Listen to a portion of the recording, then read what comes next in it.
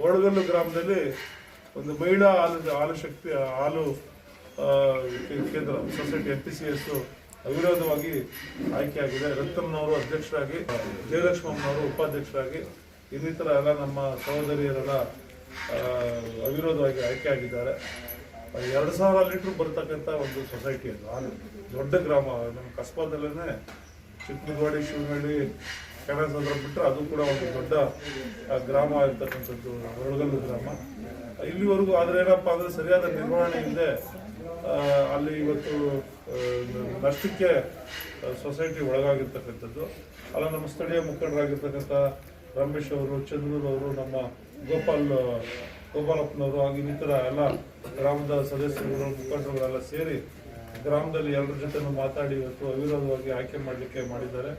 ಮುಂದಿನ ದಿನಗಳಲ್ಲಿ ಸೊಸೈಟಿ, ಯಾಕಂದ್ರೆ ರೈತರ ಜೀವನಾಡಿ ಕೇಂದ್ರ ನಮ್ಗೆ ಹಾಲು ಸೊಸೈಟಿ ಅಂದರೆ ಒಂದು ಕಾರ್ಖಾನೆ ಇದ್ದಂಗೆ, ಒಂದು ಊರಿಗೆ ಒಂದು ಕಾರ್ಖಾನೆ ಇದ್ದಂಗೆ ಇದನ್ನು ಉತ್ತಮವಾಗಿ ಮಾಡಬೇಕು ಅಂತ ಮಾಡಿದ್ದಾರೆ. ಇದಕ್ಕೆ ಅವಿರೋಧ ಆಯ್ಕೆ ಆಗಲಿಕ್ಕೆ ಕಾರಣ, ಪ್ರಮುಖ ಕಾರಣಕರ್ತರು ನಮ್ಮ ಒಳಗಲ್ ರಮೇಶ್ ಮತ್ತು ಅವರ ಸ್ನೇಹಿತರು. ರಮೇಶ್ ಅವರು ಒಳಗಲ್ ಗ್ರಾಮದಲ್ಲಿ ಪ್ರಮುಖ ಸ್ಥಳದಲ್ಲಿ ಇರ್ತಕ್ಕಂಥ ಒಂದು ನಿವೇಶನವನ್ನು, ಅವರ ಸ್ವಂತ ನಿವೇಶನವನ್ನು, ಲಕ್ಷಾಂತರ ರೂಪಾಯಿ ಬೆಲೆ ಬಾಳ್ತಕ್ಕಂಥ ಒಂದು ನಿವೇಶನ, ಆ ನಿವೇಶನವನ್ನು ಇವತ್ತು ನಾನು ದಾನವಾಗಿ ನಮ್ಮ ತಂದೆ ತಾಯಿ ಹೆಸರಲ್ಲಿ ಒಳಗಲ್ ಗ್ರಾಮದ ಸೊಸೈಟಿಗೆ ನಾನು ಕೊಡ್ತೀನಿ. ಅಲ್ಲಿ ಒಂದು ಕಟ್ಟಡ ಕೂಡ ಇಲ್ಲ, ಇಷ್ಟು ವರ್ಷ ಆದರೂ ಕೂಡ ಅಲ್ಲೊಂದು ಕಟ್ಟಡ ನಿರ್ಮಾಣ ಆಗಬೇಕು. ಗ್ರಾಮಸ್ಥರೆಲ್ಲ ಸೇರಿ ರಾಜಕೀಯ ಬೇಡ, ಗ್ರಾಮದಲ್ಲಿ ನಾವು ಅವಿರೋಧವಾಗಿ ಆಯ್ಕೆ ಮಾಡೋಣ, ಒಂದು ಹೊಸ ಕಟ್ಟಡವನ್ನು ಕಟ್ಟೋಣ ಅಂತ ಹೇಳಿ ಮಾಡಿದ್ದಾರೆ. ನಾನು ರಮೇಶ್ ಅವ್ರಿಗೂ ಕೂಡ ಈ ಸಂದರ್ಭದಲ್ಲಿ ಎಲ್ಲ ಗ್ರಾಮಸ್ಥರ ಪರವಾಗಿ ಇನ್ನಿತರರಿಗೆ ಮಾದರಿಯಾಗಿರ್ತಕ್ಕಂಥ ಕೆಲಸವನ್ನು ಮಾಡಿದ್ದಾರೆ. ಅವರಿಗೆ ಹೃದಯಪೂರ್ವಕವಾದಂಥ ಅಭಿನಂದನೆಗಳನ್ನು ರಮೇಶ್ ಅವರಿಗೆ ಈ ಮುಖೇನ, ತಮ್ಮ ಮುಖೇನ ಸಲ್ಲಿಸ್ತಾ ಇದ್ದೀನಿ.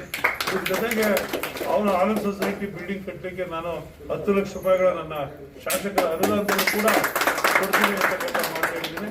ನಮ್ಮೆಲ್ಲ ನಿರ್ದೇಶಕರು, ಅಧ್ಯಕ್ಷರು, ನೂತನವಾಗಿ ಬಂದಿರತಕ್ಕಂಥವರೆಲ್ಲ ಉತ್ಸಾಹದಿಂದ ಇದ್ದಾರೆ. ಅವರೆಲ್ಲ ಹೇಳಿ, ಅವರೆಲ್ಲ ತಿಳುವಳಿಕೆಯಾಗಿ ಅಲ್ಲಿ ಇರ್ತಕ್ಕಂಥ ಒಂದು ನಿಯಂತ್ರಣ ತೆಗೆದುಕೊಂಡು ಸೊಸೈಟಿಯನ್ನ ಲಾಭದಾಯಕವಾಗಿ ಮುಂದಿನ ದಿನಗಳಲ್ಲಿ ನಡೆಸಬೇಕು ಅಂತ ಅವ್ರು ಮನವಿ ಮಾಡಿದ್ದೀನಿ. ಹೆಣ್ಮಕ್ಳುಗಳೆಲ್ಲ ಒಂದು ಆಸೆ ಇದೆ, ಇಲ್ಲ ನಾವು ಯಶಸ್ವಿಯಾಗಿ ಮಾಡಿ ತೋರಿಸ್ತೀವಿ ನಮ್ಮ ಒಳಗಲ್ ಸೊಸೈಟಿನ ಅಂತ ಒಂದು ಮಾತನ್ನು ನಮಗೂ ಕೂಡ ಕೊಟ್ಟಿದ್ದಾರೆ. ಆ ಭರವಸೆಯಲ್ಲಿ ನಾನು ಮತ್ತೆ ಎಲ್ರಿಗೂ ಅವ್ರ ಅವಿರೋಧವಾಗಿ ಆಯ್ಕೆ ಆಗಲಿಕ್ಕೆ ಸಹಕಾರ ಮಾಡಿರ್ತಕ್ಕಂಥ ಎಲ್ಲ ಇಡೀ ಗ್ರಾಮದ ಜನತೆಗೆ ಅಭಿನಂದನೆಗಳನ್ನು ಸಲ್ಲಿಸಿ ನಾನು ಮಾತಾಡ್ತೀನಿ.